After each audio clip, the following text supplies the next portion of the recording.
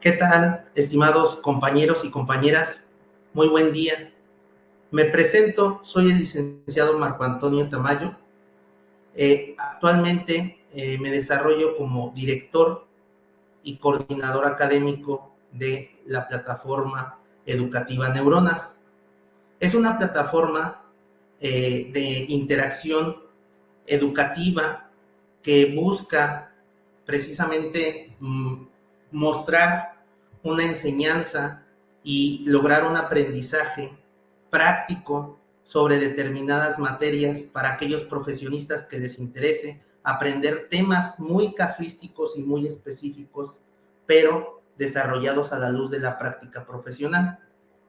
En este rubro vamos a estar manejando lo que es la materia de el conocimiento práctico del derecho, específicamente en lo que es el juicio de amparo, ¿sí? Como ustedes saben, es un juicio que en la actualidad, a la luz de la reforma de los derechos humanos que vienen a regularse de manera destacada en la Constitución, pues bueno, el juicio de amparo ha tenido un auge y una trascendencia en nuestro sistema jurídico nacional.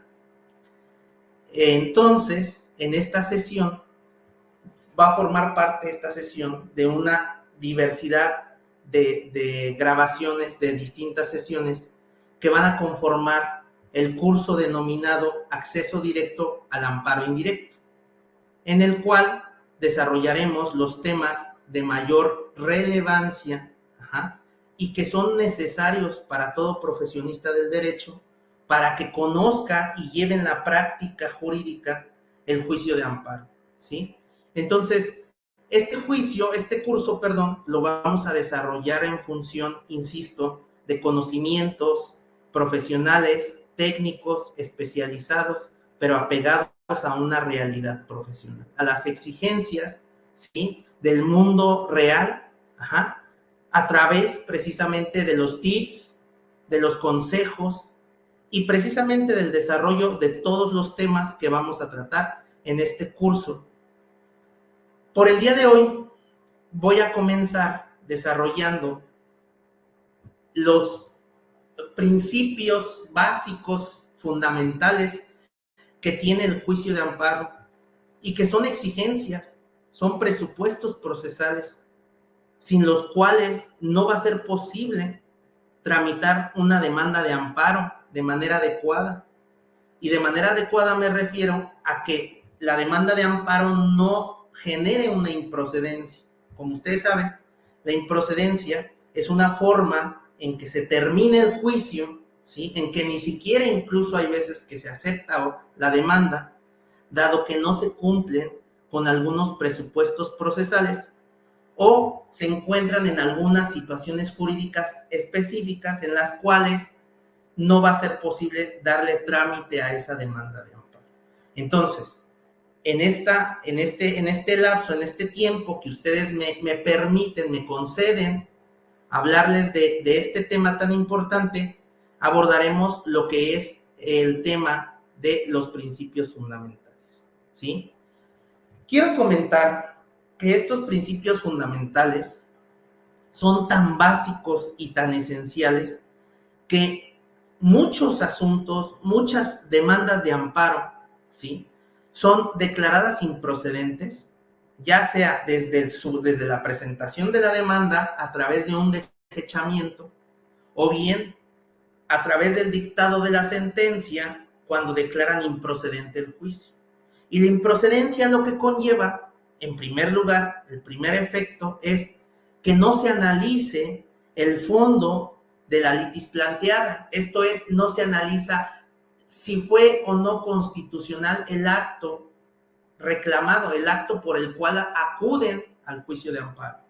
Entonces, ese es el primer efecto que genera la improcedencia, ¿sí? ¿Por qué? Porque se genera una imposibilidad jurídica o material para que el juez de distrito que conoce de esa demanda de amparo pueda analizar precisamente la constitucionalidad, el fondo, lo que llamamos en la práctica el fondo del asunto, ¿sí? Porque obviamente a todos nos interesa que si se presenta una demanda de amparo, aquellas personas que accionan esa instancia constitucional, pues lo que pretenden es que se analice y que el juez de distrito califique si es constitucional o no ese acto, porque de ahí va a derivar si le niegan o le conceden el amparo. Sin embargo, la improcedencia, digo yo, le llamo que es la primer barrera que hay que pasar o superar para poder llegar al fondo del asunto. Pues de lo contrario, esto genera, insisto, la imposibilidad jurídica de analizarlo. Entonces, me parece importante dar a conocer estos principios, insisto, a través de un conocimiento casi 100% práctico, para efecto incluso, pues obviamente de minimizar tiempos en el estudio de lo que es el juicio de amparo. Entonces, comenzaré esta sesión hablando de que este juicio, incluso recuerdo que un catedrático en la universidad le llamaba el juicio de las excepciones.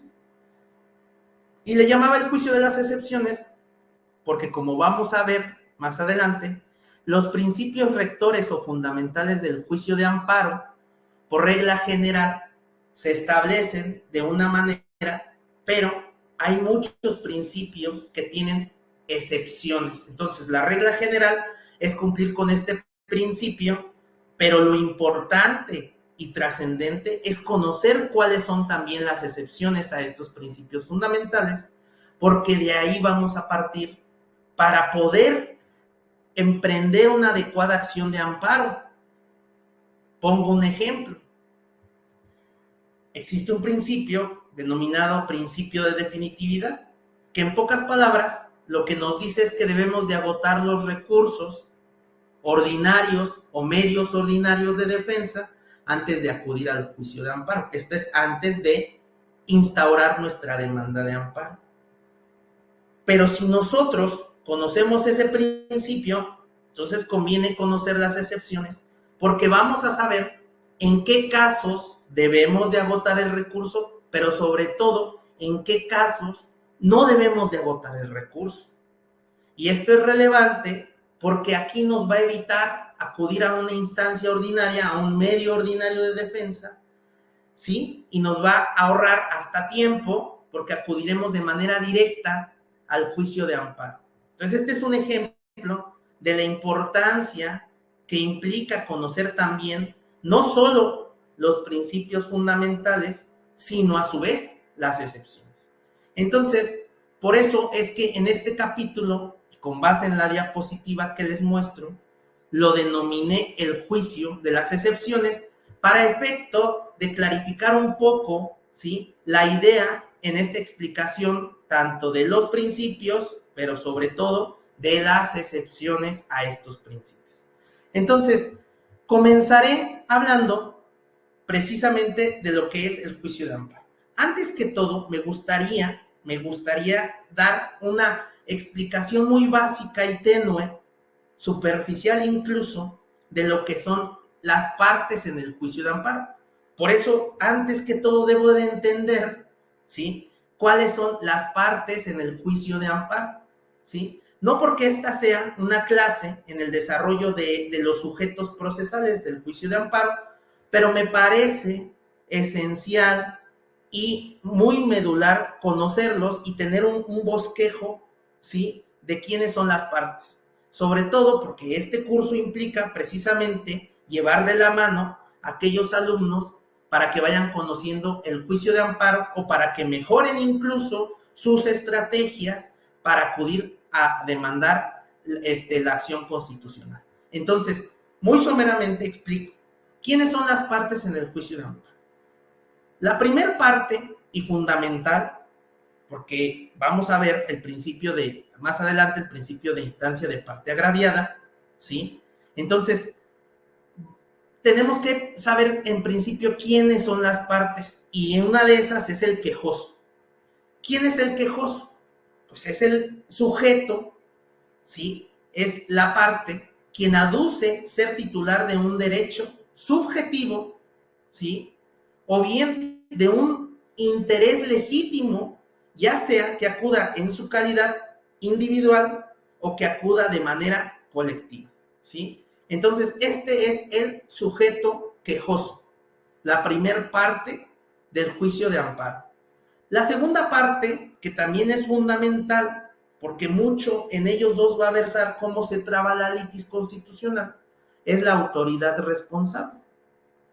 ¿Quién es la autoridad responsable? Creo que como ustedes ya lo saben, la autoridad responsable pues es precisamente aquel ente de Estado que tiene esa calidad y que al final es quien dicta, ordena, ejecuta o trata de ejecutar ese acto que se va a señalar como un acto reclamado, ese acto que crea, modifica o extingue situaciones jurídicas de forma unilateral y obligatoria, ¿sí?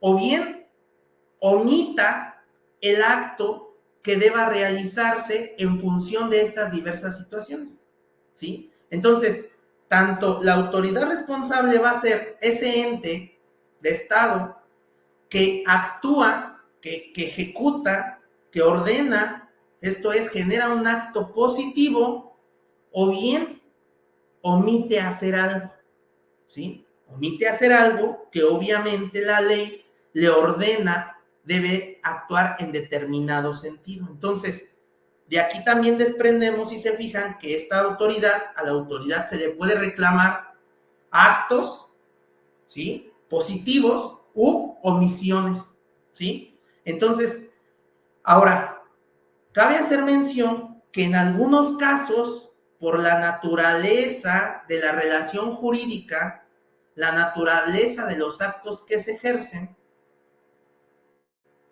habrá lo que se le llama autoridades equivalentes en el argot jurídico. ¿Quiénes son aquellos? Son aquellos sujetos particulares que no son entes de Estado, sin embargo, dada la forma o la actividad que alguna ley les confiere, pueden ejercer actos equivalentes a los de una autoridad, ¿sí? Pero bueno, este tema más adelante lo podríamos desarrollar. Por el momento, conviene tener presente que las dos partes fundamentales en el juicio de amparo es el quejoso, ¿sí? Bajo su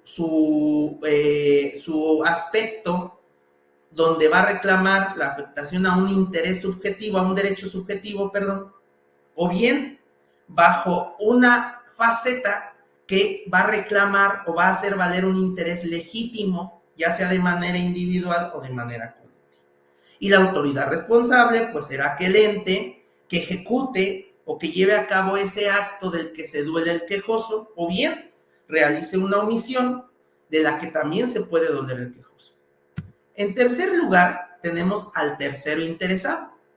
El tercero interesado tiene distintas facetas, ¿sí?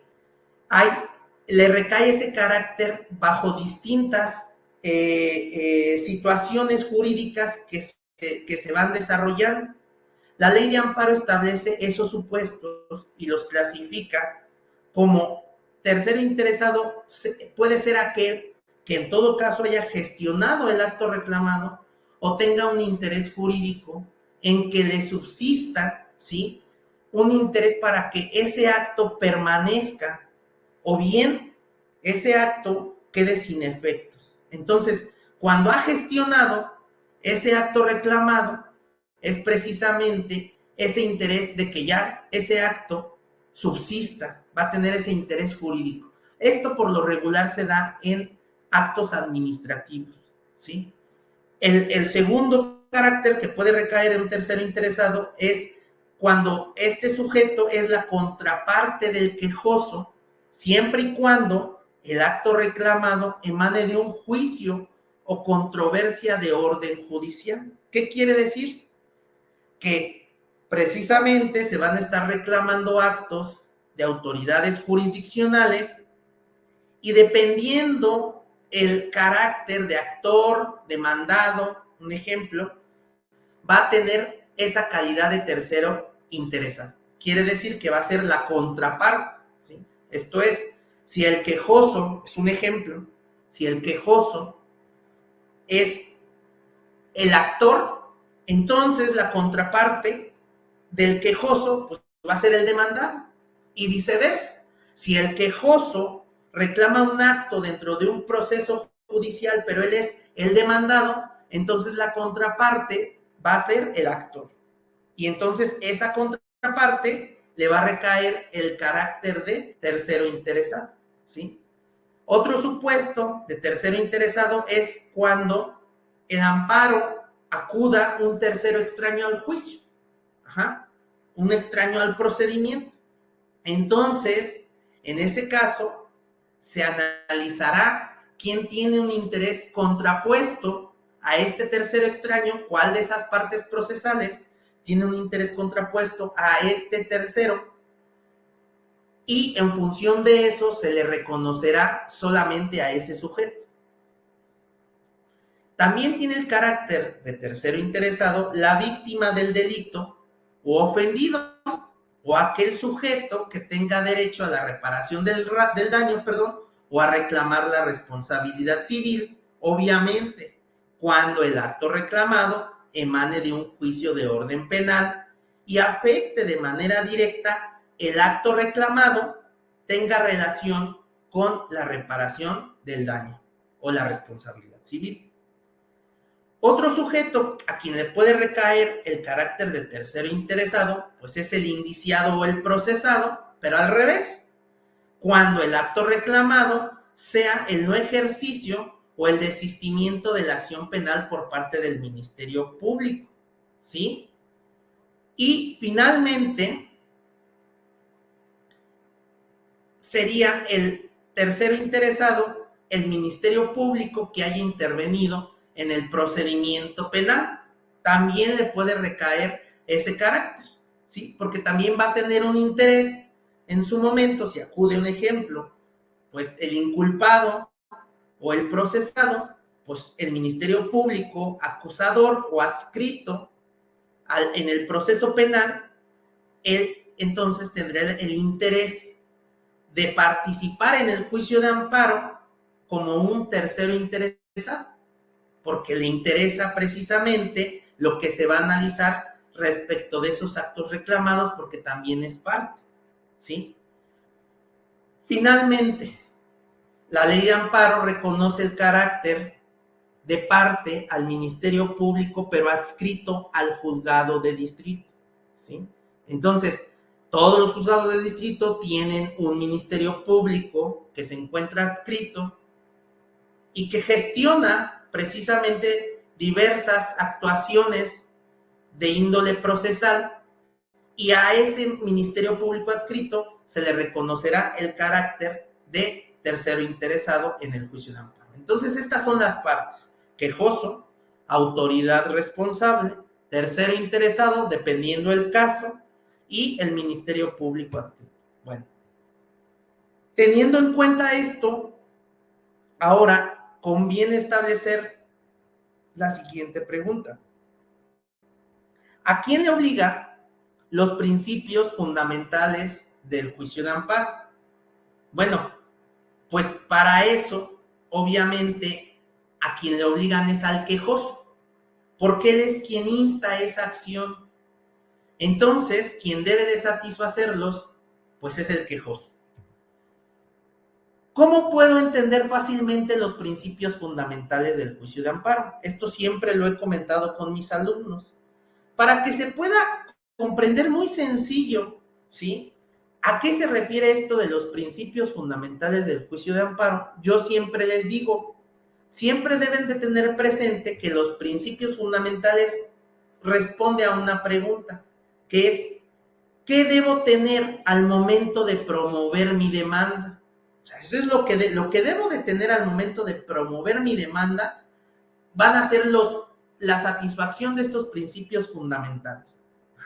Porque como lo decía al inicio, si no cuento con ellos, mi demanda de amparo será improcedente, ¿sí? E incluso me la podrán desechar desde su propia presentación, y ni siquiera pues se va a iniciar o se va a generar o a seguir lo que es el juicio de amparo. ¿Qué es lo que me interesa? Que existe esa consecución y un dictado de la sentencia. Muy bien. Ahora voy a adentrarme a lo que es el primer principio, que es básico y fundamental. De hecho, este principio tiene mucha lógica. No se requiere de un conocimiento amplio, profundo, sobre el juicio de amparo o sobre este principio, porque este principio hasta por su misma denominación se comprende. Principio de instancia de parte agraviada y agravio personal y directo. Quiero hacer mención que muchos tratadistas manejan este principio, más bien, son dos principios, y muchos tratadistas los manejan por separado. Sin embargo, para efectos prácticos, yo los manejo de manera interrelacionada, no sin antes explicar cada uno de ellos. Pero ¿por qué los manejo de manera relacionada? ¿Por qué? Porque tienen que ver, se encuentran estrechamente vinculados, como ahorita lo vamos a demostrar, y para efectos prácticos resulta muy conveniente explicar los dos a la par. Bueno, en principio hay que entender que el juicio de amparo no puede operar oficiosamente, ¿sí? No es una instancia que los jueces de distrito, quienes conocen de amparo indirecto, hagan o lleven a cabo, ¿sí?, una acción o la consecución del juicio de manera oficiosa, sino que tiene que ver, o si tiene que alguien promover la demanda de amparo. Por eso la relevancia de explicarles las partes en el juicio de amparo, para entender primero que el quejoso, quien es ese sujeto que acude al juicio de amparo a reclamar un acto de una autoridad, es el único que puede iniciar el juicio o la instancia constitucional de amparo. Entonces, por eso el juicio de amparo solo lo puede promover aquella parte que con el acto reclamado sufra una alteración en su esfera jurídica, ¿sí? Que sea en la de él y no en alguien más, y que esa afectación sea de forma directa e inmediata, ¿sí? ¿Por qué? Porque aquel sujeto que acuda y que tenga la calidad de quejoso es precisamente el sujeto quien va a resentir esa afectación de manera directa y personal. Cuando el amparo obviamente lo promueve quien no sufre una afectación, pues obviamente el amparo va a ser improcedente. Entonces, por eso se debe tener en cuenta este principio, porque quien acude es precisamente el titular de ese derecho subjetivo, o bien a quien le asiste un interés legítimo, individual o colectivo, porque de lo contrario, pues obviamente se le desecharía, se declararía improcedente el juicio de amparo. No se desecharía la demanda, porque quiero hacer mención que existe criterio jurisprudencial que este análisis muchas veces se debe de hacer no al inicio o a la presentación de la demanda, sino en todo caso se debe de hacer ya en sentencia. Bueno, entonces este principio se va a estimar satisfecho cuando el titular de ese derecho subjetivo o aquel que aduce un interés legítimo sea quien acude al juicio de amparo. Quiero hacer mención de manera muy somera sobre la figura del interés jurídico, porque con esta figura nos damos cuenta quién es, quién puede, quién tiene un derecho subjetivo que le asiste e incluso a quién le corresponde esa carga de acreditar, ¿sí? Entonces el interés jurídico se puede denominar o se puede establecer que es un derecho reconocido de manera directa por la normativa. En eso se traduce el derecho subjetivo. La norma expresamente reconoce un derecho a determinado sujeto y en función de eso tiene ese sujeto esa posibilidad de hacer valer ese derecho y de oponerlo a una autoridad. Esto es, puede ejercer esa acción de amparo para poder hacer valer esa oposición de ese derecho en contra de esa autoridad, a quien le vamos a denominar autoridad responsable. Por eso, este derecho subjetivo o interés jurídico supone la conjunción de dos elementos indispensables: la facultad de exigir y el deber jurídico de cumplir. El interés jurídico, entonces, ¿sí?, ya que la norma reconoce un derecho de manera directa a determinado sujeto, entonces la afectación a ese derecho supone un agravio, y obviamente ese agravio debe ser personal respecto del sujeto, pero debe tener otra calidad. Debe de ser presente y de realización cierta, ¿sí? Esto que les estoy explicando se traduce en el principio de agravio personal y directo, una exigencia que es necesaria para poder acudir a demandar el amparo. Ahora, el agravio lo podemos comprender como ese menoscabo que sufre la persona en su esfera jurídica. Lo por personal podemos entender que es el derecho o el interés legítimo que corresponde precisamente a ese sujeto, y que sea de manera directa, nos referimos a que recaiga en ese sujeto y que constituya o que sea actual o de realización inminente, ¿sí? Entonces, en eso versa el principio de instancia de parte agraviada, ¿sí?, y de agravio personal y directo. Ahora bien, como lo comentaba, este tipo de principios fundamentales tienen excepciones por regla general. Este principio, quiero hacer notar que no tiene excepciones, ¿sí? Y no tiene excepciones, como les decía, guarda mucha lógica, porque obviamente no va a poder acudir otra persona, ¿sí?, a defender los derechos de otro sujeto, sino que tiene que acudir, o quien tiene que acudir es el sujeto, precisamente quien se sienta afectado. Otra cosa es que exista una representación en el juicio de amparo. Eso es otro tema. Pero al final de cuentas solamente va en representación. Pero no quiere decir que ese sujeto que va en representación de otro esté defendiendo sus derechos. No, al final de cuentas, a pesar de que lo representa, precisamente por eso lo representa, porque está haciendo valer los derechos de otro, aunque solamente acuda para efectos procesales a representarlo, ¿sí?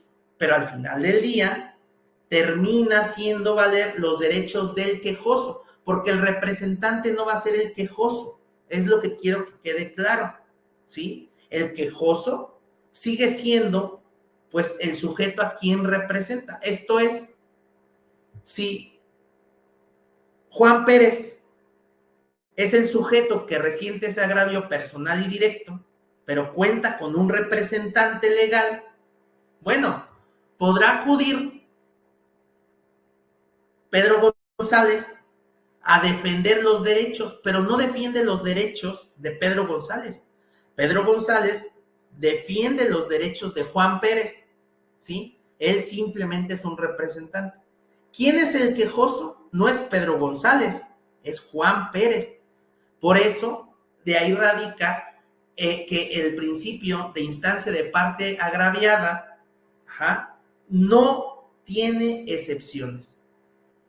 Bueno, ahora, finalmente, antes de pasar a los ejemplos, quiero establecer algunos tips que me conviene, exponerlos. Para efectos ilustrativos, para tener en claro este principio, conviene responder a las siguientes preguntas: ¿quién debe acudir al juicio de amparo? ¿Qué derecho humano se va a defender? ¿Y cómo se debe probar? Estas tres preguntas son indispensables. ¿Por qué? Porque si nos hacemos estas tres preguntas antes incluso de formular la demanda de amparo o ejercer la acción de amparo, vamos a tener una gran brújula. En principio necesitamos definir quién es quien acude en esa calidad de quejoso. Y en función del sujeto que definamos que acude al juicio de amparo, entonces nos debemos de preguntar ahora cuál es el derecho humano que se va a defender. Obviamente, el derecho humano que se va a defender, pues es el derecho humano que se estima vulnerado y que tiene relación incluso tiene relación con algunos derechos sustantivos. Podríamos entender aquellos como que tienen relación con la propiedad, la libertad, cualquiera de sus facetas, ¿sí? La posesión, ¿sí? La dignidad. Entonces, en función del sujeto, en función del derecho humano que se va a defender, y debemos de tenerlo muy claro, ¿sí? Porque en razón de estas partes que definamos, quién debe acudir al juicio, qué derecho va a defender, en función de eso se van a formular los conceptos de violación, que como ustedes saben, los conceptos de violación son los argumentos a través de los cuales se plasman en la demanda de amparo y a través de los cuales vamos a evidenciar la inconstitucionalidad, del acto de autoridad, del acto reclamado. Y finalmente debemos de tener en cuenta qué se debe probar, ¿sí? ¿Y qué es lo que se va a probar? Pues obviamente la carga probatoria va a depender del derecho humano que se vaya a defender, ¿sí?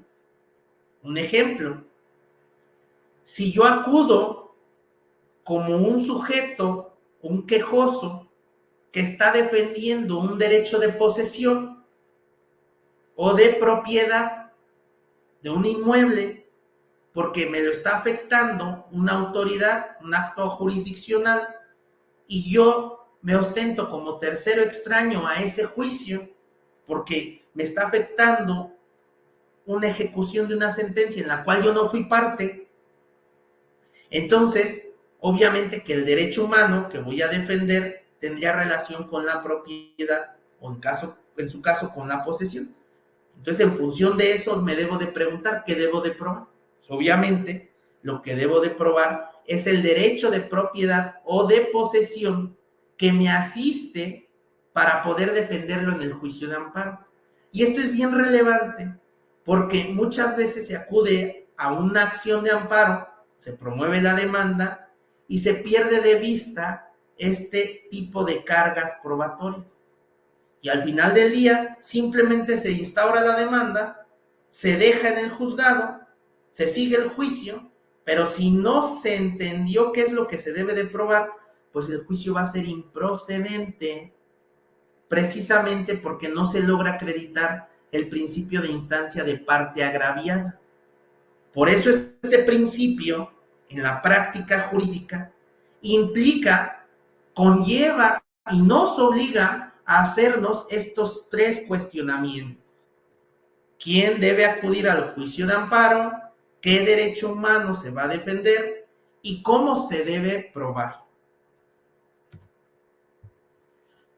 Muy bien, aquí establezco algunos ejemplos para poder comprender este principio, ¿sí? Como les decía, si quien acude es el propietario de un bien para defender ese bien, pues entonces tendrá que tener mucho cuidado para probar precisamente ese derecho de propiedad, ¿sí? Ahora, si acude la persona en defensa de su libertad, de su integridad física, posesiones, intimidad, secrecía de datos comerciales o personales, entonces deberá de tener la capacidad de acreditar ese derecho en dado caso, o bien si de constancias ya se acreditó ese derecho, entonces va a tener que tener la capacidad de, en función de ese derecho que está defendiendo, formular los conceptos de violación. Otra posibilidad, otro ejemplo es cuando acude el trabajador o patrón en defensa de sus derechos derivados de esta relación. Entonces también los conceptos, los argumentos, pues tendrán que ir tendientes a defender esos derechos. Y finalmente, también cuando acude un campesino en defensa de sus parcelas, tendrá que acreditar, en todo caso, buscará es exponer los conceptos de violación que evidencien esa defensa en esas tierras de carácter ejidal, ¿sí? Que bueno, como más adelante lo voy a comentar, existe una excepción al principio de estricto derecho, que es la suplencia de la queja, y que no siempre será exigible que formulen conceptos de violación, como en este caso le asiste ese beneficio a los campesinos. Pero bueno, más adelante explicaré ese tema. Por el momento, podríamos decir que con estos ejemplos estamos evidenciando de qué manera opera el principio de instancia de parte agraviada. Otro ejemplo o casos prácticos hipotéticos son cuando, un ejemplo, se defiende los intereses de una sucesión. ¿Qué pasa aquí? ¿Quién es quien debe de acudir al juicio de amparo? Y son supuestos muy específicos. En los casos que anteriormente explicaba o en los supuestos que anteriormente explicaba, no tienen mayor ciencia, porque obviamente si yo quiero defender mi derecho de propiedad, lo que voy a hacer pues, es demostrar esa propiedad y sé que voy a acudir yo, el sujeto a quien le asiste ese derecho. Pero ¿qué pasa en este supuesto cuando se pretenden defender los intereses generales de la sucesión? Como ustedes saben, en las sucesiones, quien representa en su momento, antes de que concluya el juicio, quien representa los intereses de la masa hereditaria, pues existe la figura del albacea. Ojo aquí, en este caso, no podrán acudir los herederos a demandar algún acto que afecte a la masa hereditaria en un juicio sucesorio, por decirlo, sino que quien deberá de acudir será la albacea, porque esta es la que representa precisamente los derechos de la masa hereditaria. Entonces, en estos casos, hago énfasis porque quien estará o quien contará con esa afectación y quien deberá satisfacer este principio de instancia de parte agraviada será el albacea, ¿sí? Otro caso muy particular se da cuando existen convenios de dación en pago en etapa de ejecución, ¿sí? Si en todo caso quien pretende acudir al juicio de amparo para demandar que se llevó a cabo el convenio de dación en pago en ejecución y quien acude es la parte perdedora, en este caso existe jurisprudencia en este supuesto específico que ha establecido que la parte a quien fue condenada, quien perdió, no le asiste ningún interés o ninguna afectación de manera indirecta cuando este convenio de dación en pago se da entre la parte ganadora, el actor, y algún sujeto a quien se le dio en pago, digámoslo así, los derechos litigiosos. Entonces, en este supuesto, no existiría esa afectación de manera directa y no se satisface el principio de agravio personal. Estos dos ejemplos los pongo porque son muy categóricos, son muy específicos y son supuestos jurisprudenciales donde se ha establecido que en estos supuestos, cuando no se tiene o no se satisface el principio de instancia de parte agraviada, o bien cuando en el caso del juicio sucesorio se debe de acudir para satisfacer este principio de instancia de parte agraviada o agravio personal y directo a través del albacea. Quiero hacer una acotación. Estos principios que estoy comentando, ¿sí?, tratándose de actos o resoluciones provenientes de un tribunal o de tribunales judiciales, administrativos, agrarios o del trabajo, El quejoso siempre deberá aducir ser titular de un derecho subjetivo que se afecte de manera personal y directa. ¿Por qué hago esta acotación? Esta acotación precisamente la hago porque, como al inicio les comentaba, hay dos formas en que se analizan estos principios.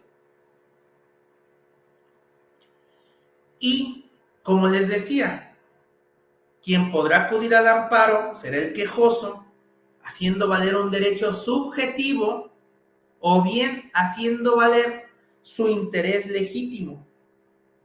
Pero, ¿qué nos dice la ley de amparo en esta acotación? Cuando el acto reclamado verse de actos que surjan en órganos o de órganos jurisdiccionales de procesos judiciales, solamente podrá acudir quien tiene ese derecho subjetivo, y como exclusión no podrá acudir quien aduce ser titular o quien aduce, estar bajo la faceta de un interés legítimo, ¿sí? Por eso quiero hacer esta acotación y, bueno, con esto finalizaría la explicación del principio de agravio personal indirecto y el principio de instancia de parte agraviada, ¿sí? No sin antes comentar que lo que es el tema, estos dos últimos temas de derecho subjetivo, que hablo del interés jurídico, y hablo sobre el interés legítimo, lo abordaré en la sesión siguiente, si ustedes me lo permiten, porque haré una diferenciación y sobre todo me abocaré a explicar qué es el interés legítimo, pero eso lo haré en una sesión más adelante.